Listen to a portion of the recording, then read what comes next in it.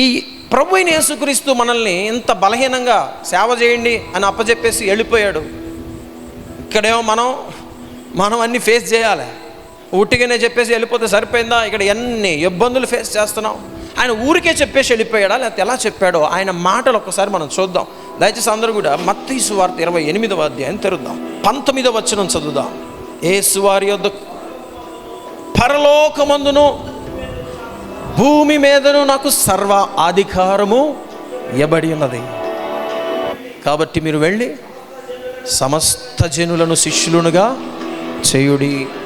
తండ్రి యొక్కయు కుమారుని యొక్కయు పరిశుద్ధాత్మ యొక్కయు నామములోనికి వారికి బాప్తిస్మని చెప్పాడు ప్రభువైన యేసుక్రీస్తు.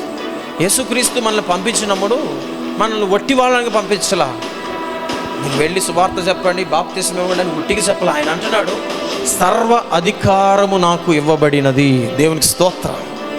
పరలోకములో భూమి మీద సర్వ అధికారం, all the power and authority belongs to Jesus.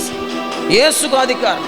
ఇప్పుడు మనకి వ్యతిరేకంగా అధికారులే లేచి నిలబడ్డారు, ప్రభుత్వమే లేచి నిలబడ్డా కానీ వాళ్ళకి ఈ లోకంలో అధికారం ఉందేమో, కానీ వాళ్లకు మించిన అధికారము ప్రభువు మనకు దయచేశాడు. దేవునికి స్తోత్రం కలుగునుగా. We have more authority and higher authority, supreme authority than any authority in this world. ఈ ప్రపంచంలో ఉన్న ఎటువంటి అధికారము కన్నా ఉన్నతమైన అధికారము దేవుడు తన సంఘానికి ఇచ్చాడు. ఒకసారి గట్టిగా చప్పట్లు కొడుతూ ఆ ప్రభు నామాన్ని గణపరుద్దామా. Hallelujah. We are given the authority. మనకు అధికారమైన అనుగ్రహించి మనము భూమి మీద దేన్ని బంధిస్తుందో అది పరలోకంలో బంధించబడుతుంది. భూమి మీద మనం ఏదైతే విప్పుతామో అది పరలోకంలో విప్పబడుతుంది. We have that authority.